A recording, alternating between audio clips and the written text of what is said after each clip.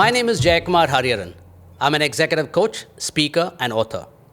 Stories That Shift is a series of intimate and up-close conversations with CXOs and practitioners of various disciplines about what makes them tick. Stories are not what we say, stories are who we are. And I'm excited to introduce a very important guest who's on the podcast, Karan Virwani, CEO of WeWork India Limited. Karan, welcome to the show. Thank you, Jay. Thank you for having me. Always. Yeah. Full disclosure on camera. I've been a happy consumer of WeWork. I have my office at WeWork Galaxy, and I've been a satisfied consumer for the last 6 years. So if you do notice a tinge of positive bias, please forgive my indulgence. With that out of the way, Karan, it would be great to go down memory lane, but then it's been 6 years. It's been a journey of sorts. Yeah. So I will leave it to you to chunk out the journey in whichever way. But I'm really curious about the last 6 months. What's the most updated WeWork story as far as India is concerned? So actually, it's been extremely exciting last 6 months after a brief pause of the last 2 years when COVID was happening. We're finally back into growing the business and done with the firefighting and restructuring and all of that. Really hardcore operational stuff to really starting to loosen up the legs a little bit and get the system and the engine to start growing again. So we've actually added close to around 12,000 odd desks just from January till today. We have a bunch more coming up in the next 30-45 days. We actually will have our 50th building. So in the first building 6 years ago, exactly 6 years ago this month, was when we opened Galaxy. And next month we'll be opening our 50th building and a new city in Delhi. So the last 6 months has been largely around that, about just fixing all of the stuff we have internally that was a little rusty, getting everything kind of moving again from the last 2 years, and just been happy times. Can't say much more. No, I think this is the word that comes to my mind is blistering pace. Mm-hmm. I mean, this is completely, and my heart really goes out to you. And I just wonder how you coped when the pandemic hit and what was running through your mind. I'm sure there were not easy times for many organizations, but especially for an organization like yours. How did you kind of maneuver? What was the story that you told yourself, Karan? I think not luckily, but our story had actually started a little bit before COVID even hit, right? Maybe almost like a year and a half before COVID hit, we were already, in this crazy expansion mode, and India was going through a little bit of a liquidity crunch as it is. There was the NBFC crisis that hit in end of 2018. So we were already in this firefighting. I was like survivalist mode, or at least I was, and maybe a lot of the company didn't know it then yet. And then we had this whole WeWork Global, they tried to list and all of that stuff happened, which is widely reported. So that also had a little bit of a challenge on liquidity and funding, and us being able to raise money because of the brand being attached to it. And then COVID hit, so it was like double whammy. Yeah, it was a triple whammy within like an 18-month period. So I think my mind frame was already in this survival type of mode, and to be honest, I actually thrive in that type of environment. So we were obviously worried, and I think that we were very concerned when it was uncertain, and when the lockdown first hit. So we focused on three real things, which were our employees, our customers, and our our cash essentially. So it was just how I approached the problem. For our customers, we try to be the best partner and looked at it from a very long-term view. We were able to give relief upfront and really help support a lot of the small businesses through it. We with our employees also, while I think most people were looking at cutting back and holding back, we never did any of that stuff. We had really actually done it 6 months prior to when COVID had come, so we were kind of in a okay place then. And we had raised some capital actually, luckily from WeWork Global right in the midst of the pandemic, so June of 2020. So we were actually like in a comfortable place when it came, to cash. I mean, the few months leading up to that was stressful because the deal could have just gone away and, anyone would have pulled back on it because of COVID, but they didn't, and they were good partners. So it was that. And I think personally, for me, the advantage I have, I have a great support system between my dad, my brother, who are in the business. And so that's, always like, don't feel like you're like alone in that situation. And there's always like a, someone to guide and like just also to just say everything will be fine type of situation. But I think inherently I'm also like extremely calm, under pressure, and I'm like an eternal optimist. So it's like, I guess, a bunch of all of those things that came together. And I think lastly, and most importantly, is actually have an amazing team. So as long as you have good people around you, like even the toughest situations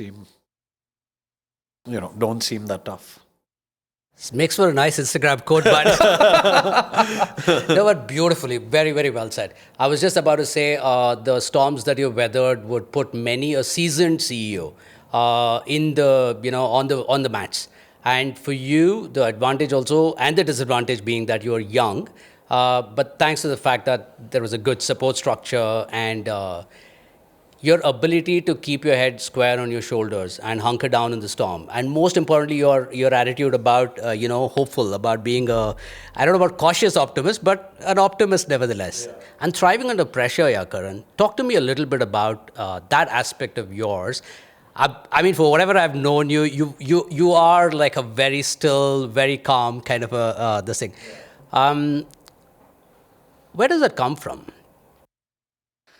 I have no idea actually. I think partly comes from growing up a little bit in a business family. So, it's not like these challenges, seeing an entrepreneur, like being in that environment where, it's never like a steady, safe, secure type of thing. There's these huge ups, and then there's also like huge periods of, when things are more stressful than not. So some part probably, comes with that. But I've always been like this actually since I was a kid. If you ask like, my parents or my grandmom even, I was just like a very quiet kid. I never,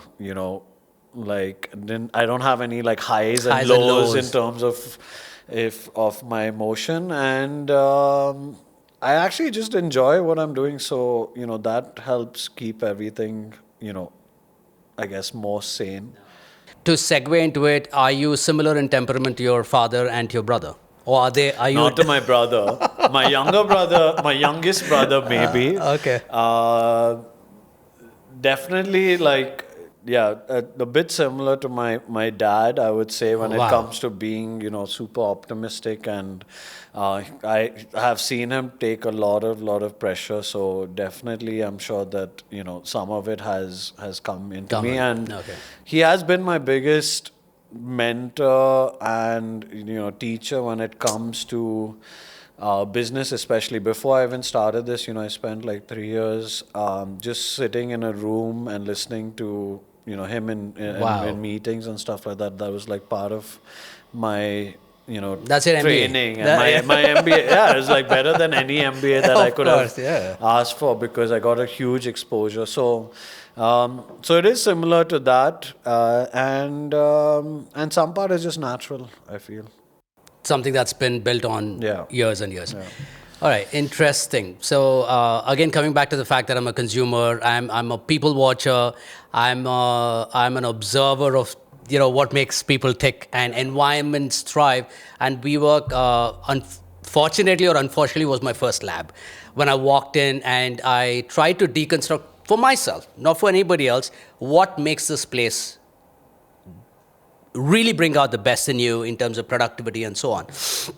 And I've been successful to an extent, but obviously there is that secret element, something that's in between connecting various systems that I've not been able to crack.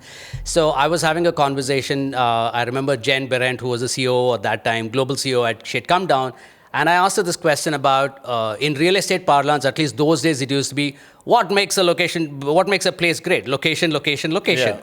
And I asked her, she said, no, not really. It's the community team that actually comes and makes the place alive. And that was a little bit of an eye-opener for me. Your thoughts? Location is definitely very, very It is, important, right? especially Okay, in the real okay. estate business. It is. Yeah, we have bad locations with community teams, and they don't do as well as the good locations. So location is definitely a Yeah, big sure. part, but yes, community and our teams are, what I call like the soul of our company, and it's really what, keeps someone like you,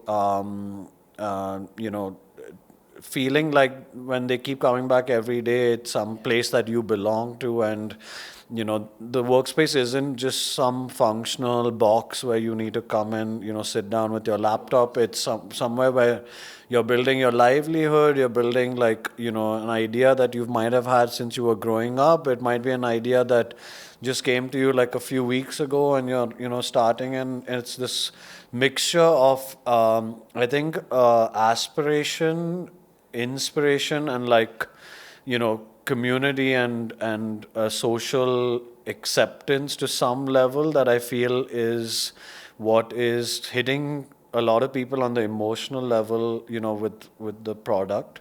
And then obviously it makes, it's just lighter a little bit on the wallet. It, for smaller businesses and larger businesses has some value that, that we're providing in terms of like how we are structured and the business model or whatever it is. So I think it's that, but I actually want to reverse the question, because since, you Yeah, I have something to add to that. Yeah. no, because you've been here with us for Yeah. 6 years Yeah. almost, or around that. Why do you feel that you've been with us for 6 years? So I'm really happy you asked that question. Before I answer that question, I have another. I thought I would not mention the name of the establishment, but here you go. A hotel president opposite Madison Square Garden. Your bad news. Yeah. So what happened was that was like a little bit of a shape. I mean, a little bit of a shock for me. I'd booked the hotel. It was opposite Madison Square Garden. I was like, okay, location, great location. The service that I got was probably one of the worst that I got in all the hotels in all parts of the world that I've been to. And that's when I realized, like, they are definitely making money hand over fist, because people are saying centrally located, we got to go, no other option, we got to come here and stuff like that. But it was not a great experience for me. Now, that aside, demystifying the WeWork experience for me is, I feel like I walk into a building to meet my friends. And I have made friends. And these friends, from acquaintances, they've become friends. I've had opportunities to work with very interesting people, on a no obligatory kind of a thing. It's serendipitous conversation. You will not even believe how serendipitous it was. I was exiting a conference room. Somebody was walking in and say, "Hey, I've seen you around. What's your name? What's your name?" And 3 weeks later, I was working with the leadership team of an investment firm, which would never have happened otherwise. Yeah. Now, understanding of connecting and networking for the sake of an eventuality might not be the best way to go about it, if you were to ask me. To get the fullness of experience, investing in other people's stories, while also working in the dark, honing your craft, I think it's a beautiful place to make that come alive. Yeah, and I think the beauty of it is that you can get what you want, like you can get from it what you want. Yeah. As in, there's some people that come and just, come Yeah, here, they yeah. work and they leave, and they probably never, exchange names with anyone or whatever it is, which is fine. And you'll have people like yourself who have also built like their livelihood or like what they're doing and what they're passionate about, even around, a lot of the businesses that exist within our space. So we have, a lot of stories of companies whose sole business is serving people either within the building or within within the WeWork community, because there's just enough activity there to sustain, someone who's doesn't even need to venture out of that building in order to generate the income that they need, and that's fine. Or we've had people who've got married, or like who met and got married. There you go. Like potentially even now starting families and things like that. I know globally there's loads of those stories, but I know of a few in India, itself. So do I. Yeah, exactly. And so I think that's actually amazing, because that was never It's something that you would definitely. think happened in an office. 100%. Right. So for me, the bigger version is the social capital. In fact, I'm going to be talking to a social psychologist about urban alienation. Big cities, being alone in big cities is not a joke anymore. It's a very, very real thing. And if you're a small business entrepreneur, if you're doing that, it's a very, very lonely journey. And sometimes it helps to have a team around you, a community around you, where you can build those networks of social capital. Somebody to come and say, hey, listen, can I help you with that? I can hear you out. I can listen to you. What are you building? What are you up to? And I think that's beautiful. And those organic connections would not happen in an earlier era when enterprises like yours didn't exist. And that it is what it is. All right, excellent. If your time is a pie chart for the last 6 months, where would most of your time go? Most of my time goes, I would say, to work. So if I had to draw it out, I would say,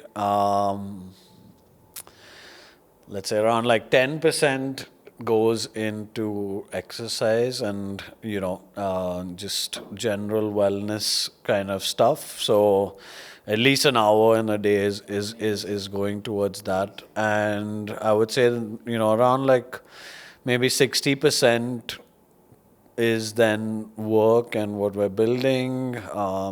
We work. I'm either traveling for work or here in the office and working with our teams. And now it's actually like around 30% would be a lot of family. So we've been married for 2 years, about to have a baby. Yay! And we moved houses. So like there's been a lot of that stuff happening. Okay. lately, which is actually, really nice and, good change from like 100% work or like 90% work, Gotcha. which it might have been like at least like, 3 years ago. Sure. Now, within work, where do you find yourself being sucked into the most?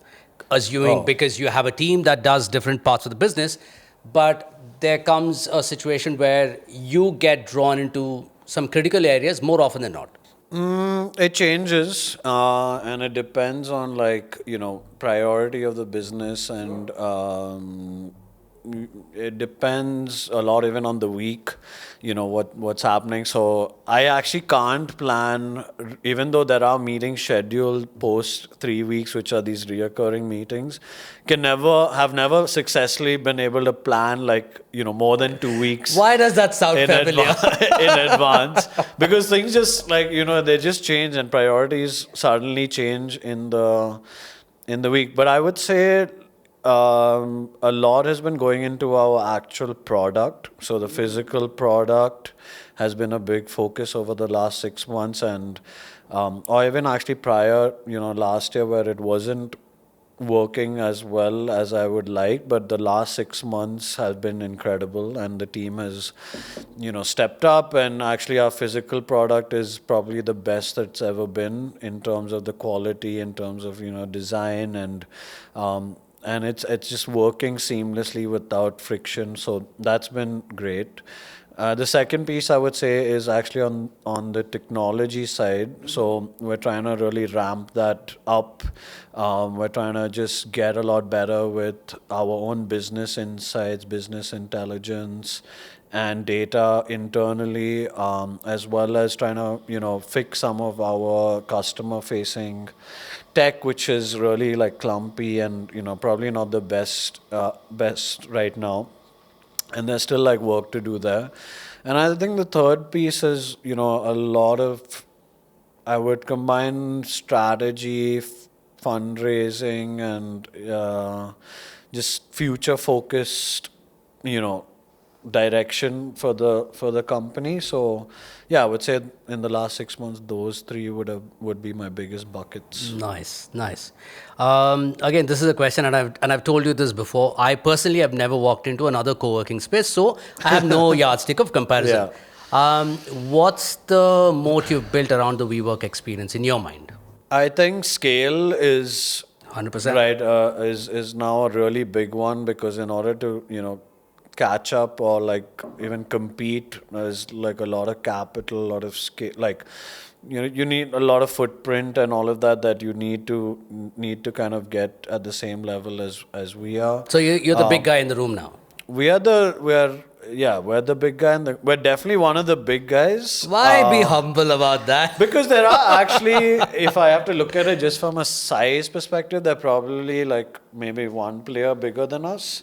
But we focused heavily on a certain segment in the market, and we focused on our unit economics so much that actually from a revenue and profitability side, the gap is massive between us and anyone else in the market. So, when I talk about scale, I'm putting all of that into a picture, not just square footage or like number of buildings or anything like that. I just think the scale of our business is at a level that even a little bit of compounding on it year over year, it's going to be very hard for anyone to really to catch up.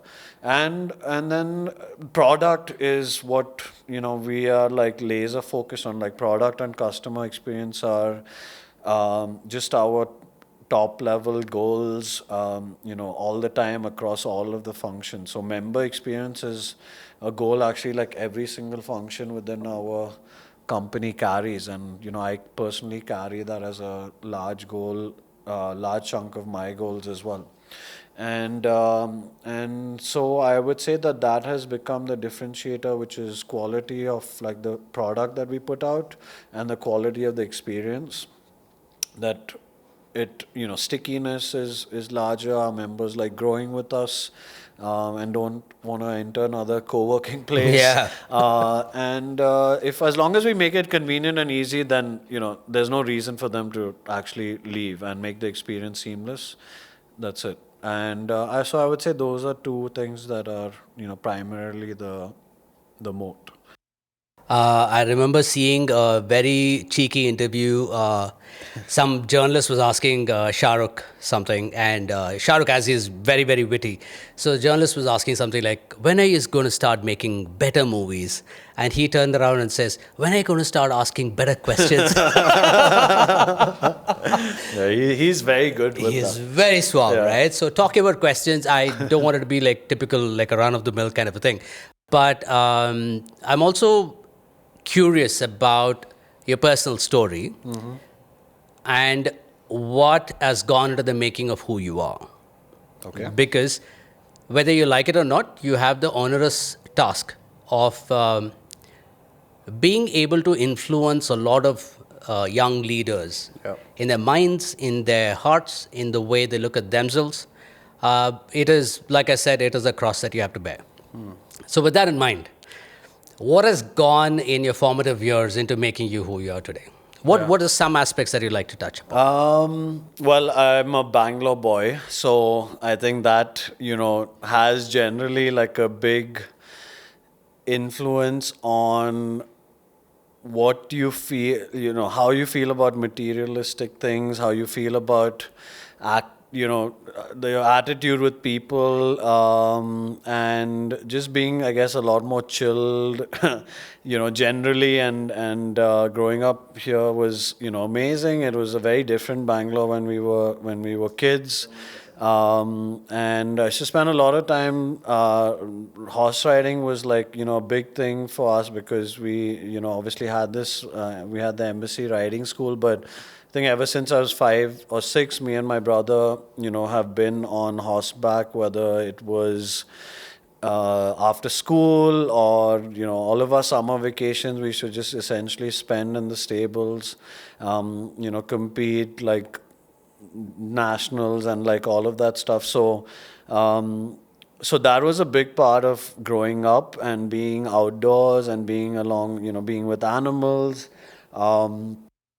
And that had a big influence on our lives, and still continues to do that. And I made some of our, we made some of our best friendships, best like bonding moments, best stories through that circle and through that.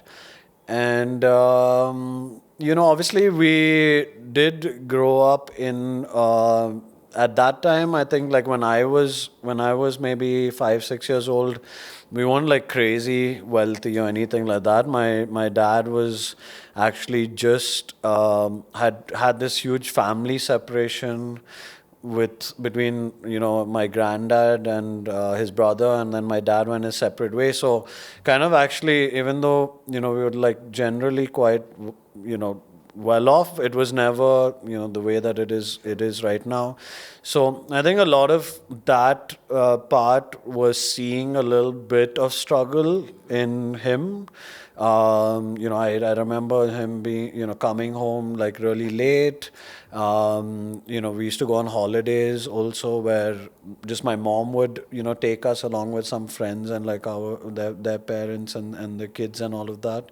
Sometimes my dad would join, sometimes not, because I think a lot of it was, him building the business and all of that stuff. So got to see a lot of that, the ascent. And I think that had like some amount of imprint, obviously, that this what like it takes, and this is, it's not something that just has come overnight. That gave me, I think, some amount of gratitude, as well as just not taking it for granted type of feeling, even before maybe I knew what that meant. Right. And as I grew older, it just became like a little bit of my nature. A little part of you. Yeah, so I think my humility, which is definitely a trait of mine, which I like to double down on a lot, comes from that, as well as my mother just being a lot more like strict and always teaching us like to like just have a lot of respect for even people working at home. I think anytime that we wanted to buy something, or I wanted money, there was always like you have to do something for it. So there was like always this um, like you have to work Meal. for what you want, essentially. Even if it was small things, it was always fun things to do. So that actually kind of created, I think, like this relationship between work and putting in like input for output type of thing that is built in. um, and then actually we went through like a very rough period, because like my parents got divorced, and it was just like it was like almost like a decade of hell, I would say. But again, what it a lot of things came out of that, which is us being independent. It developed a huge bond between like three of us brothers. So me and my brothers were very close because of that. I think like because of that time period. And I think earlier what your question was, like are you okay with like handling stress and all of that stuff? I think some of it came from, that period where there was like, it was just like heavy amount of stress. So being able to like get through that, and actually come out in a positive way, like all three of us versus even one of us, going a negative way. You hear a lot of stories of that happening. I think build something. So yeah, that was a lot of it. And I think through that, like ever since I was maybe 11, 12, I always had this like very entrepreneurial type of bug. It was like the thing that got me excited in school. We used to have these business class projects, was something that I really got excited about. And I could see like the spark, or like whether it was in our building, we used to have these sales, like a bake sale, or, Sure, like sure. go to Yeah, the yeah, yeah, neighbors yeah. and like knock on their door type of situation, or, whatever it is. Like, I remember my preschool had this carnival or whatever, like a 10-year anniversary thing, where I set up a stall, which was, I don't know, I just like took a chart paper, I put above 7 here, below 7 here, and like 7 in the center, and it was like a dice game. So if you like got above 7, you got to take the money. It was Got basically it. gambling before I even really knew it was gambling. And my mom never stopped me. No one stopped me from doing it. I made a lot of money, which was, finally for charity. But I must have been like, I don't know, like 12 years old or something like that, right? But I knew it excited me a lot, so I always like had fun doing that. And then like when I was in school, high school, I used to throw these parties, like, for our whole class, graduation, New Year's, like charge people $600 or something like that. I think a lot of great entrepreneurs were born that way. Yeah, exactly. And I remember one time like three of us, two of my friends and me, we pooled in like the initial money, which was like something like $30,000 between us, so 10, 10, 10. And we left the party with like 140,000 or something like that. So we like, I remember the scene very clearly. It was past midnight, and we three of us were in this like in the car, like two of us sitting in the front seat, one guy in the back seat, and this big box of cash, and like literally all of us like like counting the money, like while the party is going on over there, like how much did we make, and then we split it 3 ways, and then next morning we drove to Goa, and then we blew it in like for like 4 days. Of course. Yeah, I mean, that money that was meant like to. yeah. I mean, it was just fun. So yeah, I think that's a lot of before I even started to work, and what Got you was, here? Yeah, amazing. Yeah. So, a couple of things. One is, I wasn't joking when I said great entrepreneurs are born that way. I think Mark Cuban has a similar story. So he would get a bunch of his friends, and either parties, or they would travel around. They make money, and he would spend it all with his friends, kind of a thing. Second thing is about horse riding. So there were two regrets that I had that I didn't see to fruition. I have a lot of interest. I'm a deep sea diver, bungee jumper, a paraglider, all of that. But a couple of things. One was horse riding, and the other one was contemporary dancing. So that one died a natural death. But horse riding, Yeah. on one day actually in 2 weeks I saw 2 accidents. And that scared the living daylights out of me. I'm like, okay, this might not be for me. But also, once I had to do like a 2 kilometer walk with the horse to the stables. And I said, okay, this is also not for me. I got to go to work. Yeah. Finish riding, go back home, freshen up, and then get to work. But it's really, and I love the fact that he spoke about Bangalore and your connect to, or your mental model about materialism. I think that's such a healthy thing. I don't know if it's about Bangalore or it's about people, who we are. But I think that's a very, very refreshing attitude to get to the workplace. Yeah. I think it really is, it's just it was a simpler like life, and like, friends, and like what birthday parties and all. There was like nothing, uber fancy about it. It was, and not many people were well off. Like if my wife, she's from Bombay.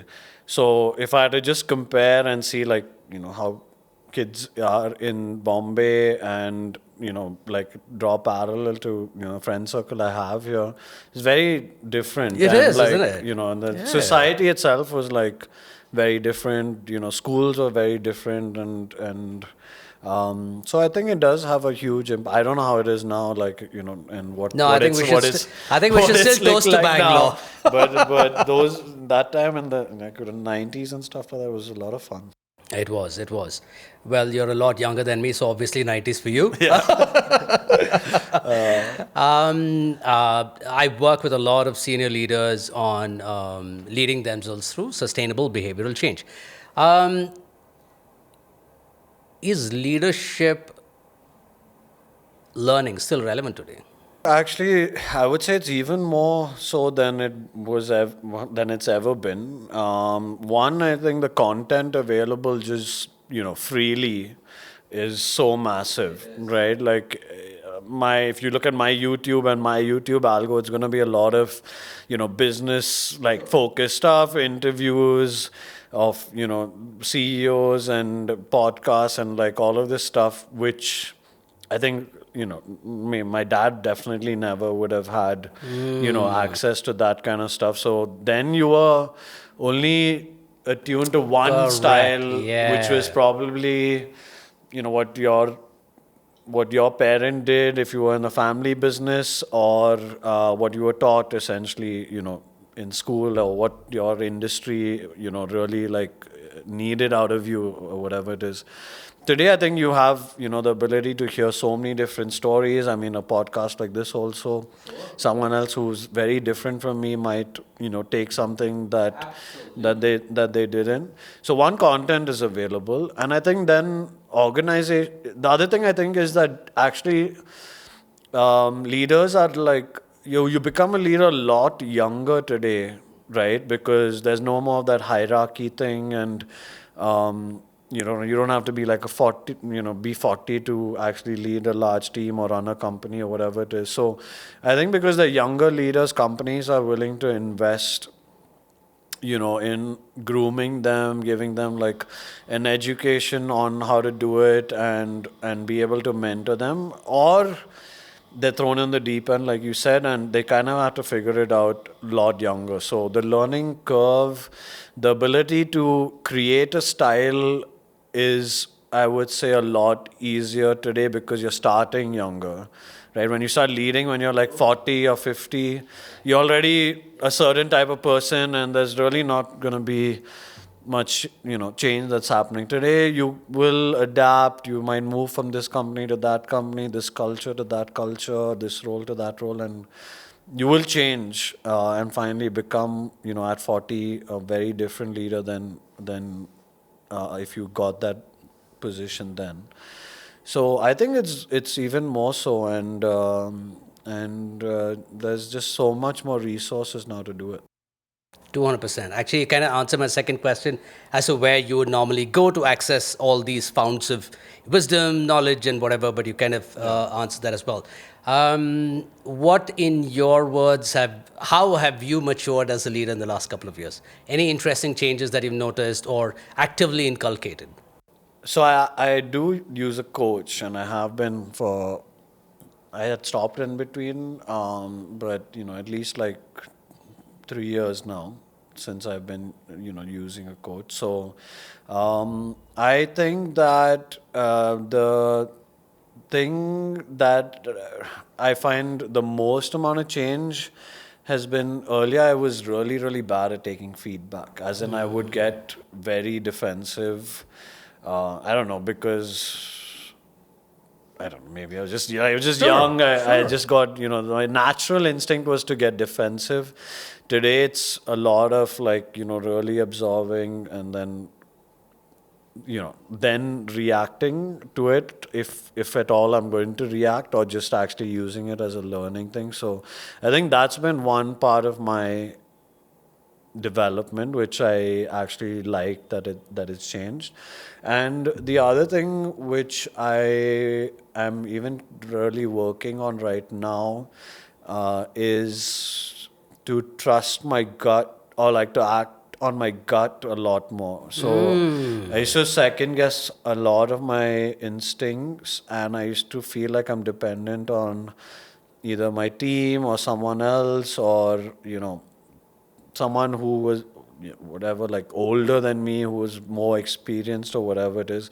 I think that's changed a lot, or I'm trying to change that a lot, where I don't want to second guess myself. And largely everything that I have done by listening to my gut has always worked, and so I use that as reassurance. And actually every time I'm not, it's really come to Wow. bite me in the ass. Wow. So yeah, I think those are the two things: being able to be open to feedback, and then also just learning how to trust my gut a lot more. Amazing. Yeah. Such executive maturity in the last couple of years, Karan. Yeah, exactly. No, but amazing, interesting, because opening up to feedback is a very humbling process, and it's an essential process of evolution. Stepping into your own light and listening to that voice within you, in spite of all the data pointing the other way, is a very, very courageous and sometimes very, very important aspect of going forward as a leader.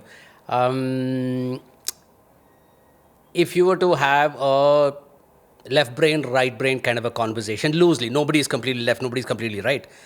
But between the two, how do you approach leadership conversations and leadership development? Looking at the business, looking at people, are you more left or are you more right? On a given day. Which is which? So, okay, I'll tell you. So the left is predominantly thought to be more rational, Yeah. analytical, decision-making, data-oriented kind of a thing. Right. The right is more artistic, spontaneous, intuitive, decision, the leaps that you make with your intuition. Because you spoke about that, I was I'm kind of a little definitely more curious right. about this.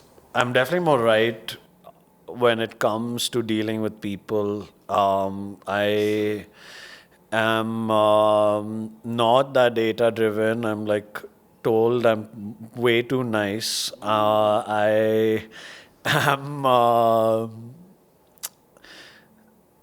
I don't know. I've been told I'm like too lenient, too relaxed, whatever it is. It seems to be working. So, like, I don't really want to change anything.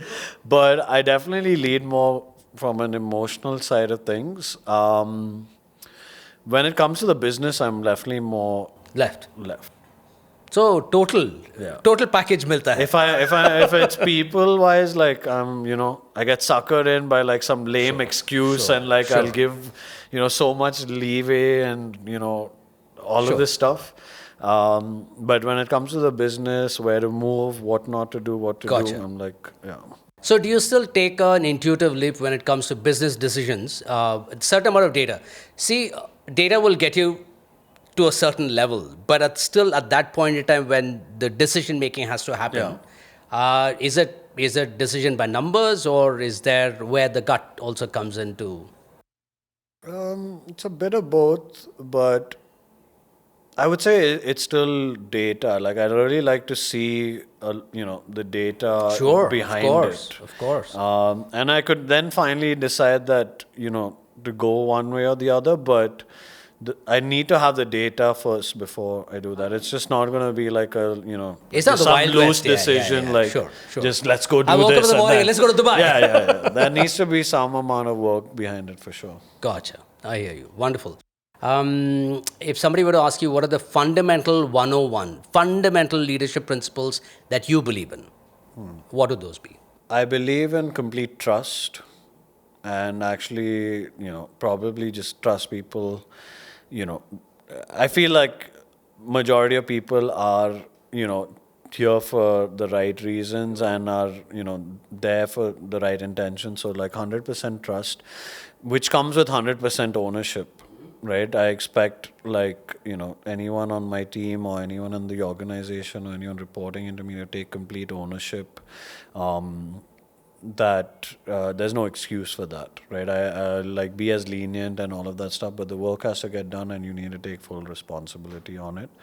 And I think the last thing is just like a lead by example situation where, I would, if I have to roll up my sleeves, then you get into the ground or you stay 30,000 feet up. It depends on what the situation kind of like determines, but no one is going to follow you or like stay with you if you're not actually going to be on the front lines when you need to. So, yeah. Beautiful. That's very refreshing to hear because I very brief period of my practice, I worked with some family-owned businesses, and I realized that to the manor born, right? So what happens is, I don't need to come in by punch in by 10 o'clock. You guys need to come in, but I'll come a little late. So there is a sense of dissonance that comes in, but it's so refreshing to hear you say that you're also the pointy end of the spear. You're there in the trenches as and when the need requires, rolling up your sleeves, and trust ahead. And then when the trust is misplaced, you obviously recalibrate. You head back and say, hey, listen, maybe we need to relook at things. But you're not wasting a lot of your mental energy by, oh, no. You have to come with data. We need to start very slow and then I'll trust you kind of a thing. No. It just takes away a lot of your mental bandwidth, I'm right? Like, I'm a good delegator. Awesome. Yeah. If the people closest to you, your core team, how would they describe you as? That's so funny because, this is like one of those questions I ask in an interview. Like when I'm interviewing, it's like a standard question of mine. So it's funny to get it asked.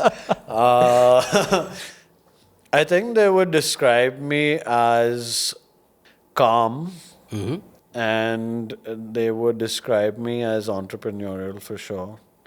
And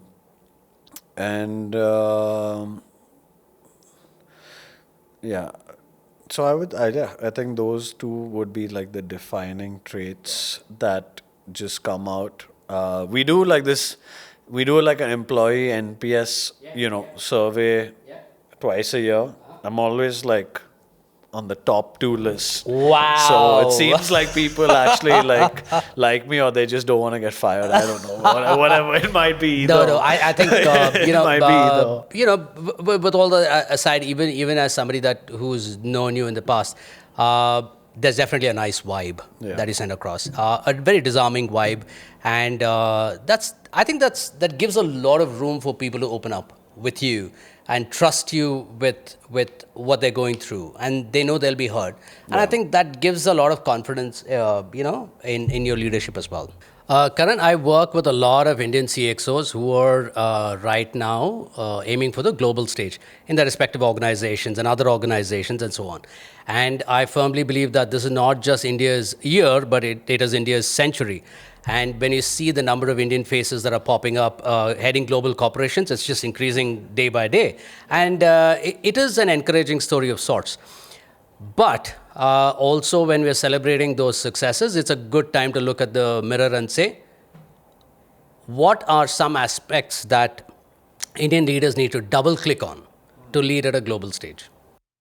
I think that something I've learned from being part of like a global business and global infrastructure is that I don't think Indian leaders know how to build systematic scale. And what I mean by that is, for you to think that, I can actually grow out of India, that's on itself the first step. Yeah.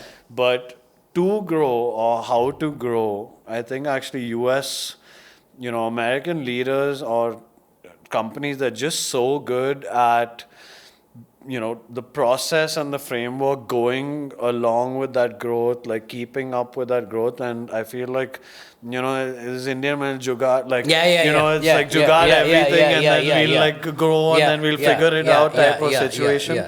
No one wants to take like the time to, first get the foundation right and build it, systematically and have a systematic scale. I think that's where a lot of our companies also fall flat, and only the biggest have really been able to do it. I mean, even someone like Reliance, who has such a huge Yeah. infrastructure and, engine, hasn't really, isn't really a global Beyond, in that global sense. business in that sense. Gotcha. And maybe they don't ever want to do it. Sure. But I think they also, like the way they do business here, the style of doing business here, they would find it difficult I completely, for that yeah. style to translate, all over the world.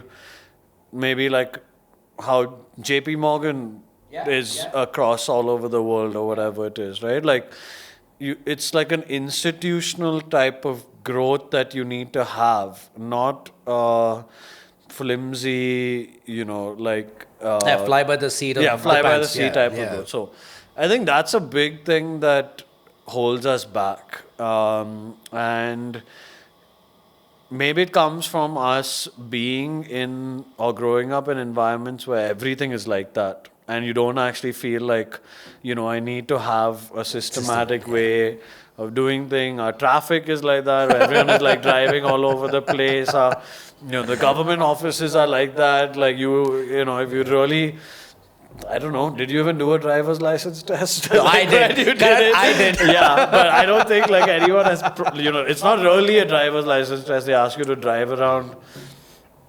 Fair. Like No, I get whatever your it is, point. like round the RTO or whatever it is, and then say Sure. like it's okay, and they give you like the test. So I think that's a big part of growth, or what I think Indian companies actually What need. about And the then, like, style of leadership? Sorry. Oh, the what about style of the leadership? style of leadership? Because most of them No, I go actually, go like, out there and if they you have to see- adapt to a global leadership model of sorts, right? I think that actually Indians are actually quite good at leading. Yeah. And if you see, now across so many companies, there's like all these Indian CEOs that have been put place in those systems which are already built, right? They're not like you're not seeing an entrepreneur like become, a global CEO. That's true. This is like Google that's set up and has like, everything built in, and you have someone who's sitting there. Indians are very inherently have a great business mind, great with numbers, are just kind, nice people. That helps with managing like employees and values and principles within like the way you're brought up is so much better, I feel. So that all that fits in, and being a leader, just being put in that position, I think we're okay with it. And we're actually getting a lot better, and, like people are starting to see that value.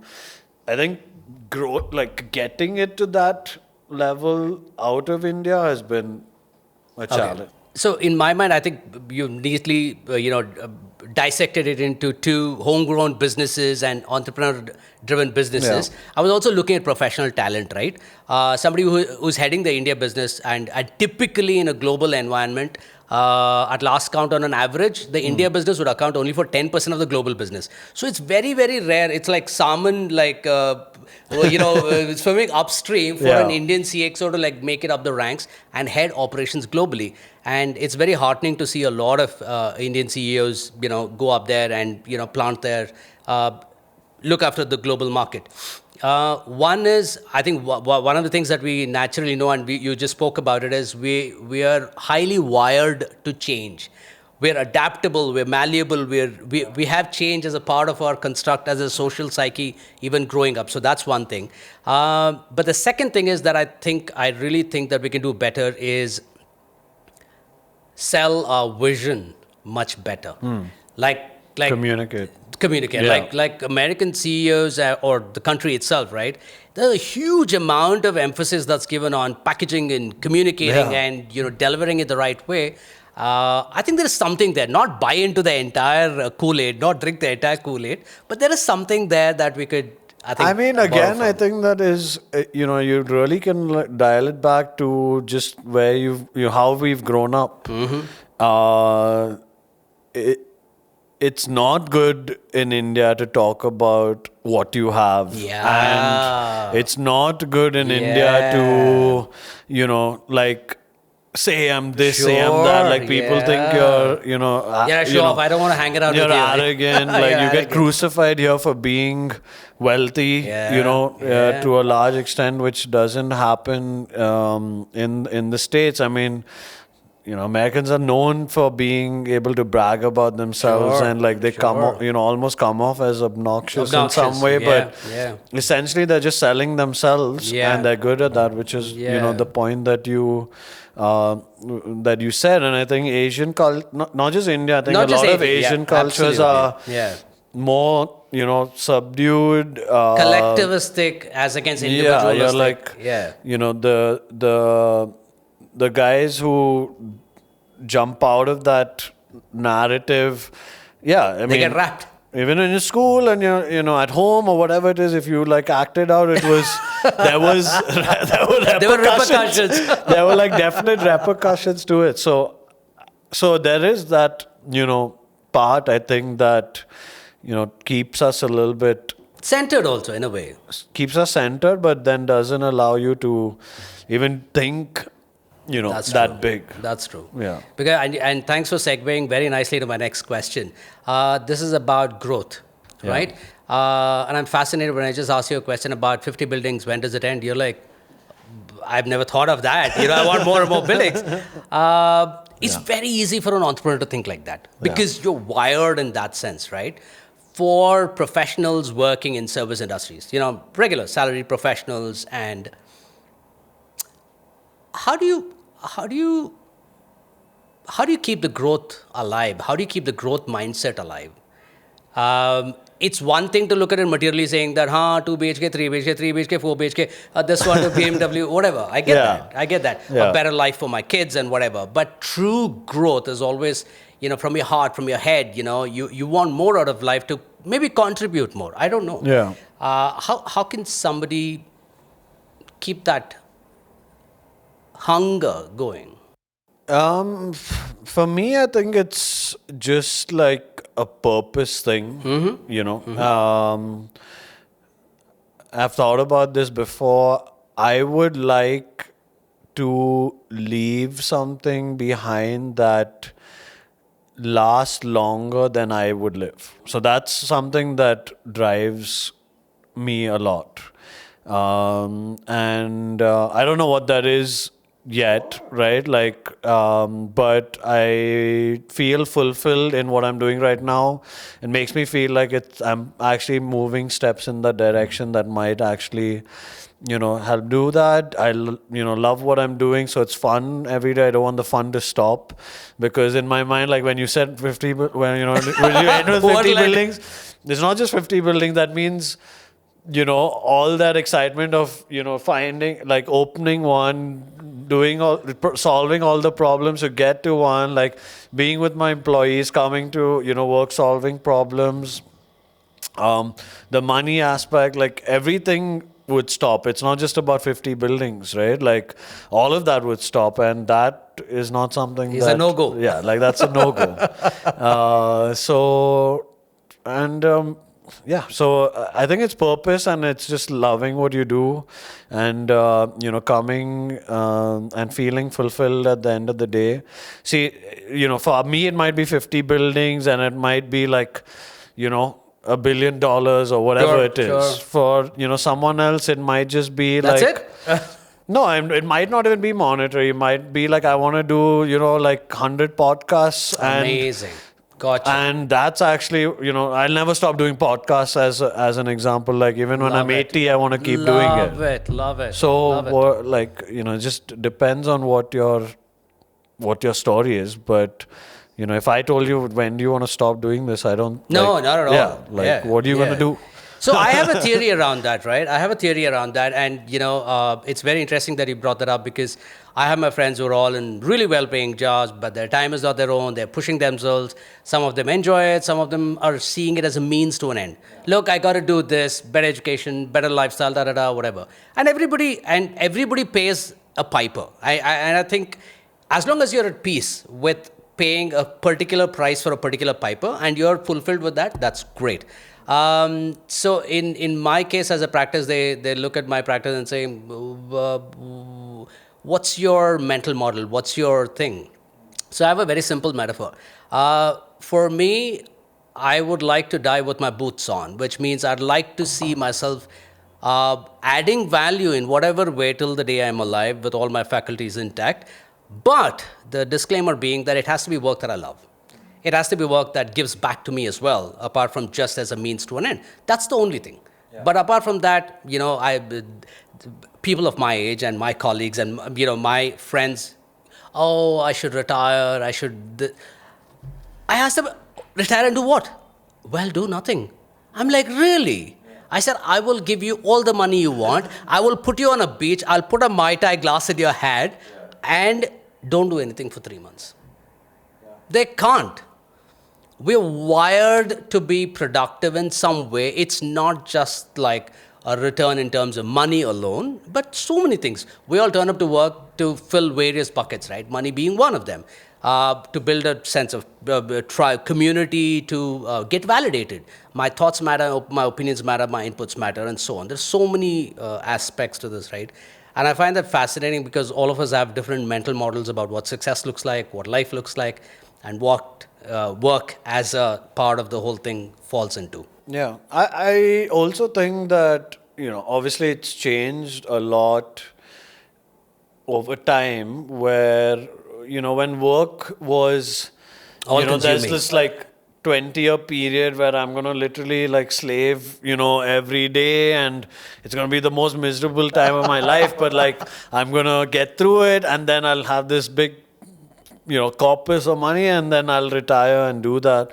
I actually just don't think that that's a situation today because I know like some of my, employees that work with us also, they have like these side gigs, they, have passion projects, they do stuff on the weekend that we probably don't know about. Leaves are like, you can take, like people are on holiday when they need to be on holiday, they're back in the office when they need to work, output doesn't get impacted, so much. There's enough opportunities to keep growing, so you're not actually stuck in one job. You can, switch and do different things. You can start something of your own. Now it's so much easier to even start your own, company and do something. The gig economy, as they call it, is like another thing where I can just, earn something for a certain period of time and keep going about my life. Location has become less of an issue right now. I can, work from a beach and I can work from, city, get paid, relatively the same as I would. So I just think that whole concept of, retirement itself is less and less relevant, where even till I'm, 90, maybe I'm, I don't know, knitting sweaters and selling it on, selling it on Amazon or whatever it is. But I'm doing it. I mean, would you count me as retired? I don't know. Not at all. I'm still Not working. at all. Right? See, that's exactly the concept that I was talking about, right? Just imagining you knitting sweaters when you're 90. I don't know what 90-year-olds do nowadays. So. Oh, jeez. Okay. All right. See, this is an age of an assault on deep work, right? And of all the times, this is actually the most critical time to do deep work for leaders, right? How do you handle insulating yourself against all these multiple pings on your phone and email and whatever? Do you have any hacks that you can pass on to other CXOs? I have no hacks to keep away from my phone. Like absolutely zero. In Why fact, do you think I asked you that question? If you have some hacks, please tell me. See, I think it's a little bit different for me because I don't actually have to do, like sit in front of a laptop and, like start writing a document or like, build an Excel model or anything like that. Like my day and most of my time actually goes in bringing people together, solving an issue, and then, them going out and actually implementing whatever it is. So my deep work is actually like, meetings, being focused into like the problem, like giving a very decisive direction, and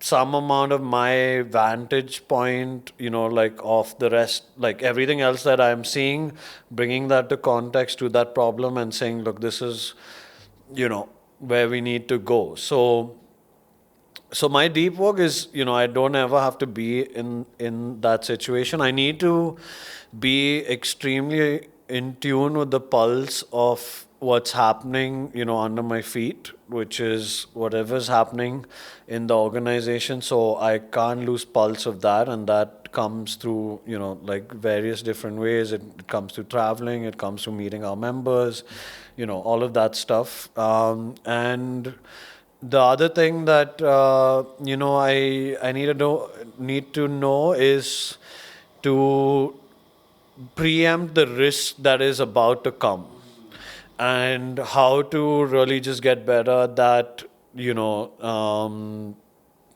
by either knowing what's happening in the world, by meeting enough people, by meeting people outside of what we're doing. So if I'm able to do those two things, I'm highly successful, right? And like the level at which I'm able to do it will determine how successful, we are, like as an organization we are, or I am. So I don't actually have deep work. Actually, Sure. I need to be more connected with everything that's happening in the world than less connected, if that Interesting. makes sense.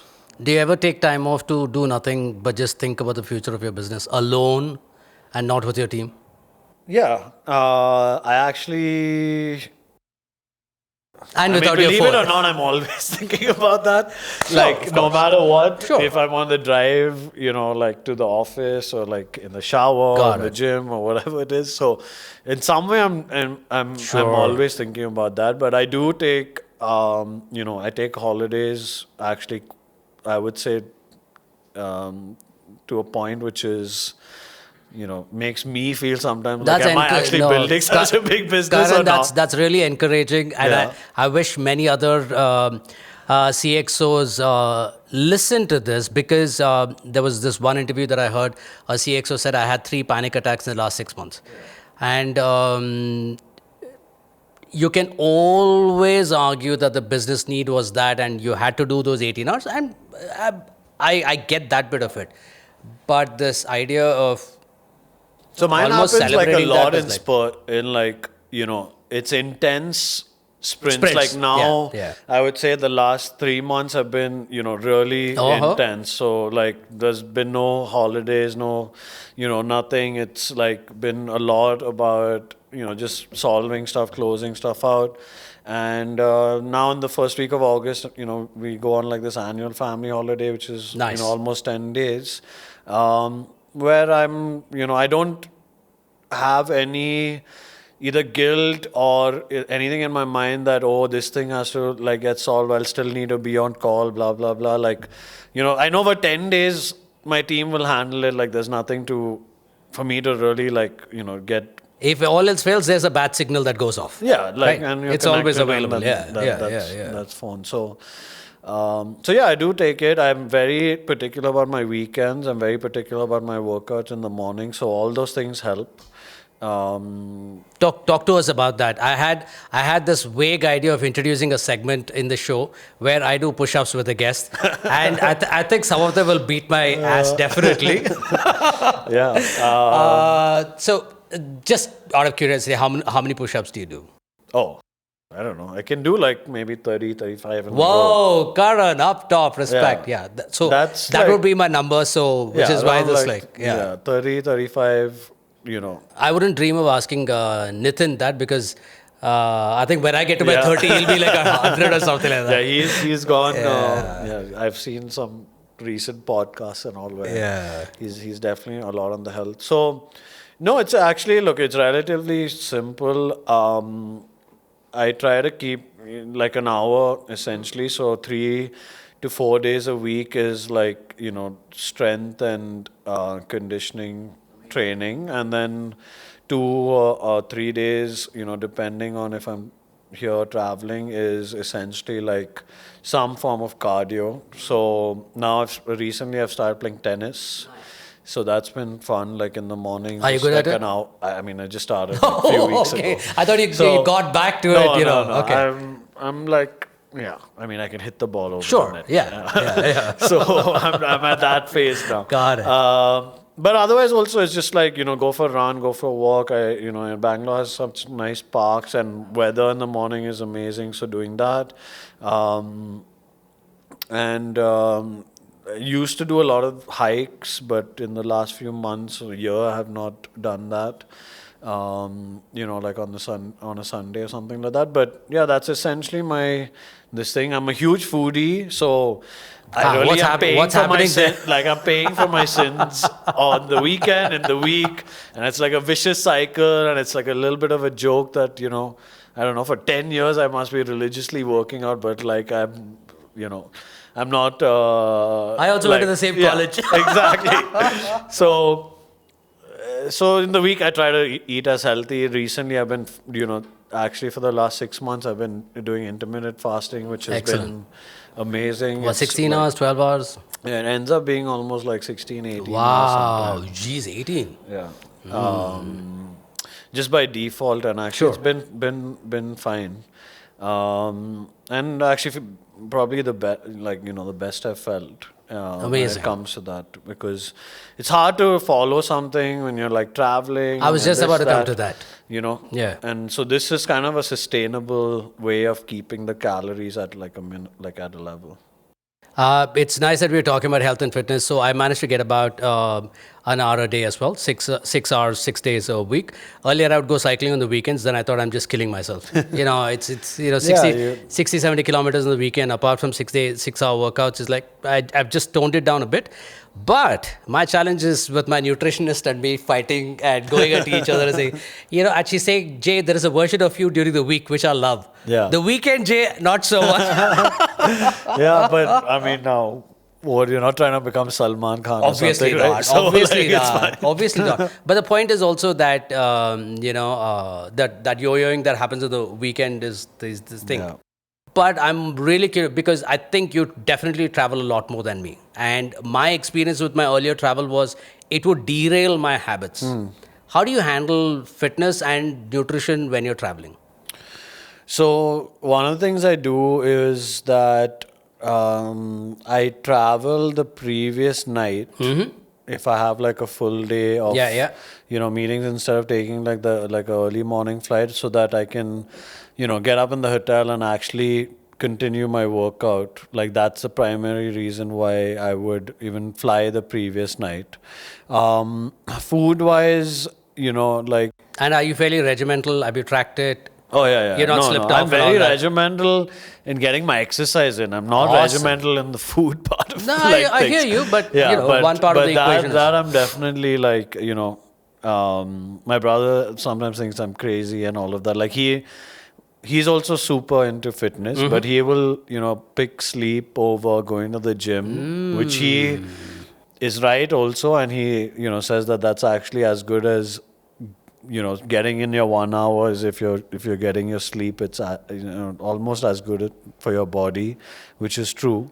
So that now with intermittent fasting, my I don't go overboard when I'm traveling. The other thing that I've stopped recently a lot is drinking. A lot. Like I've actually, since my wife's been pregnant and just generally, I don't know, like something, You just slowed down. Yeah, just slowed down a lot. And now, I can't even actually remember the last time I had a drink. Maybe like at least 3-4 weeks, since I had it. And even then it was just like a beer or something like that. So, so that has made me feel a lot better. It's like once you start drinking, you start munching, you start 100%. eating like, all sorts of other, stuff that comes with it. And then the next day you don't feel great. So that's been a big change. And it's simple things. I just like don't wouldn't go overboard. I'll just try to have like a little carb, little protein, and some veggies like as part of the meal, and just keep it like that. Whatever it is, it might not be like even if it's like unhealthy North Indian like buttered out type of meal that's available. It's fine as long as I'm just portion control just is, eating yeah. that much. But yeah, then like, sometimes I'm traveling. Like I just went to Singapore literally for 8 hours, and I was like, I can't miss anything in Singapore. So like I went and ate like Din Tai Fung. I went and ate like chicken rice at the airport. Like, I try to like squeeze in as much as I could because, I mean, like I'm a foodie and like no, I'm in Singapore. I'm not going to be back for, I don't know how long. So it's a balance, I guess. Makes sense. But also, your brother is definitely not off the mark in terms of earlier. We all used to think that nutrition, sleep, and workout, there are three pillars. Yeah. But there are a lot of leading scientists who are talking about sleep is actually a little more important kind of a thing. Your quantity of sleep, and all that. Any hacks? It's quite good now, actually. Like I'm out by 10:30, like for sure. And then I'm up by 6, so that's whatever, like 7 hours, 8 hours. It's been good. Like the sleep has been actually really good. Earlier in building, when we were building and doing all of that, I would like it would be like 3 hours sometimes. I would we land, do like 3 cities in one day. Hardly get any sleep, still do the workout, like, and do all of that. Yeah, so that's a bit much. That's, much easier now. Yeah. So yeah, like 7 hours for sure. Nice. It's interesting that I'm asking such a young person, but what have you learned from people younger than you? That's a good question. What have I learned from people younger than me? I'm just trying to think of people who are younger than me. I have learned to maybe not take everything so seriously. And I don't mean that in like a bad way. I just feel that, whatever, the newer generation is like, not so worried about everything, like not worried about scoring whatever, like A grades in school, and they're not worried about getting to work early, like starting work early on in life. There's it actually like enjoying that time, which maybe I like never really did. Gotcha. So I would say that like just pausing a little bit and like actually enjoying it is what I maybe take from and listen, like the people younger than me are like literally that's like, I just like wondering, 12, right? like 30 and below. So there are definitely like majority of them are definitely enjoying themselves. The question actually was, it would have been like your kids, which you will learn very soon, or nieces and nephews, and that kind of thing. But yeah, I get that sense of you just started taking it a little easier on yourself and not get a little too worked up, and that is something that you can learn from. You've learned from people younger. Awesome. But I think they should definitely get more serious. Like, and I won't say this because I actually have like a lot of Gen Z, employees now, but they're actually not serious about anything. Karan, let's get into that. No, let's get in. A little bit, like, what are you just like floating through life, or what's happening? Like, where's the actual, there's no intention in anything. So let's wade into that topic. Let's fly into the eye of a storm. Let's say something controversial, because this is definitely a learning other CXOs are grappling with, and more so in your case because of the nature of your organization, the kind of people are younger and whatever. You might come across as an old soul when you talk about work ethic and stuff like that, but I can still get by. Showing up and doing the work, while it's not glamorous, it often turns out to be the most ingredient in a successful career. Do you see that being embodied in the generation that's coming into work now? Look, I think that, I think the output is is generally high, and their understanding of the world at a young age is a lot better than, like even my generation, like millennial versus Gen Z. I just think like, one that is so globally connected from the time that they're super young. We only started really using the internet, outside of our circle when something like Facebook came out. Because earlier, before that, it was, like MSN Messenger was a big part of like our growing up and school days, which was anyway your circle of friends. Like you wouldn't really, get connected out of that. And then things like High Five and MySpace and all of that before, Facebook was. I don't know about you, but I feel old listening to MySpace. Was again Yeah. your circle, Yeah. or like slightly around it. These guys are, it's just like constantly grown now. There's like influencers, and you're able to shop globally. You're able to just consume content that is like global from a young age. So I think the understanding of what's happening in the world, and maybe the time it takes for something to really catch on from what happens in another part of the world to India's like It's quicker. instant Yeah. versus Yeah.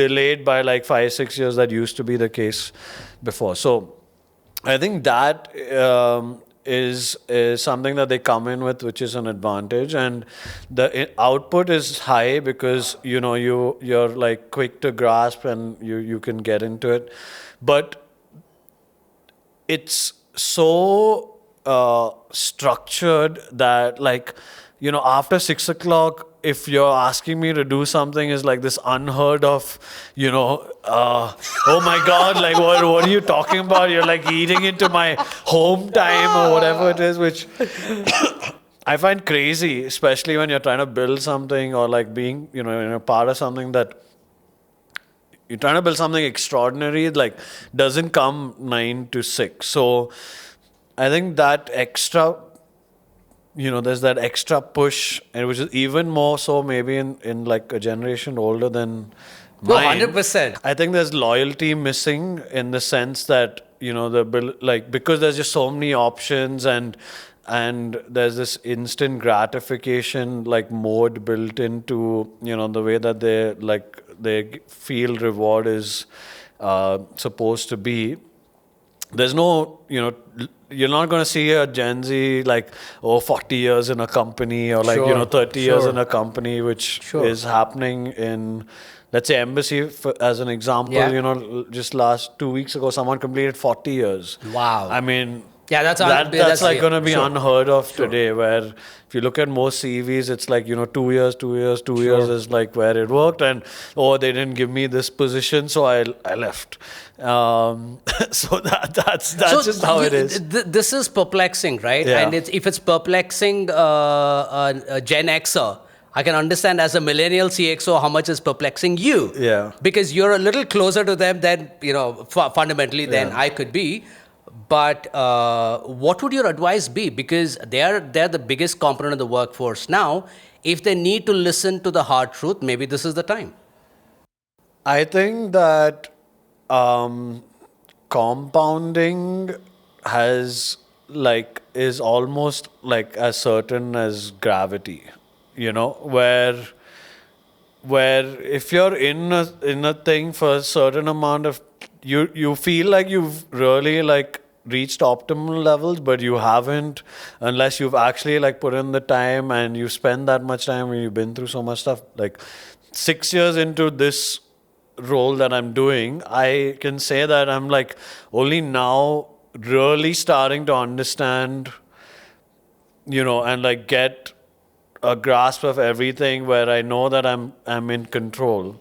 And I think that if you look at all of the employees that have been with us from the start to today, even I can say the same thing for them, that only after like 5 years, 6 years, they're really starting to kind of open their wings and like come into their own. So if you keep going into this jumping situation, or like, just looking for the next opportunity, I don't think you'll ever, really be able to compound and like make that impactful, you are not going to make impact or feel impact the other way, like from the company. So that would be my advice, is that, just stop thinking about like, I need to build like this $1 billion company in like 1 year, or, if I don't become the head of the function in like 2 years, I'm like this ultimate failure, and I need to go find someone else who will make me, the head of the function and all of that stuff. So yeah, I would say take it like, just go through the rings, and, like that will make you like a much better, better person, better like, much better output. And once in a while, pick up the phone after 6. Please pick up the phone after 6. Again, like I think it's different. Like for me, as someone building a business, like this work-life balance concept, just, to me, it's not. I just can't even like get my head around not only for you, Karan, because somebody could say that you're vested in the company, you're the founder, and you're all that jazz. But even for professionals, right? An integration is more or less the way forward. Like Richard Branson says, there is no work, there is no play. It's all life. So it has to kind of integrate and find its place. And for me, the biggest thing that I would want to pass on to younger leaders is the most talented people in the world also are the most hardworking. It could be Kobe, it could be Michael Jordan. Their work ethic is exemplary. They've never said, oh, I'm just talent. I'll just come and I will just shine. Every one of them, time and time again, I've said, I've done the work. I put more work in than the other person.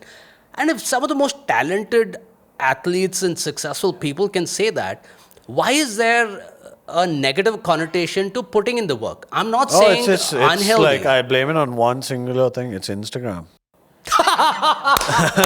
No, I'm not even joking. It's literally that. It's just like, why? It's FOMO. It's like this, how is this person like holidaying in Europe, like, while I'm, I don't know, opening my 50th building or whatever it is. It's like that thing that, I'm doing something stupid, like I should be, doing what they're doing, or I actually like blame a large chunk of this on social media, just because I think that it gives off the wrong message. And I think, I mean, it's not something that people don't even know, but it's a big reason.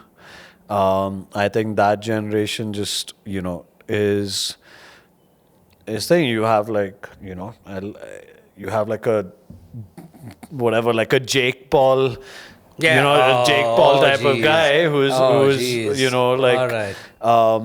Even, actually, there you can actually say that he's putting in the work and all of that, but like that instant bit that they got up front, which was so unfair, compared to maybe other fighters and like people who have been putting in all of that. That I mean, stuff. Grudgingly, you got to give it to him. I mean, at first even I was thinking like hot air, not worth it and kind of a thing. Yeah. But instant gratification and Instagram. Both are instant. Insta. It's Instagram, man. I'm telling you. On that note, Karan, I'd like to thank you so much. It was a beautiful conversation. Yeah. Catching up with an old friend after a while. Yes. Amazing. Thank you so much. No, thank you. And thank you for always being, like I said, I sent you a message recently, like thank you for always being a cheerleader and, constantly supporting us and, being one of those loyalists from day one. It's always great to chat with you. Awesome. Thank you, Karan.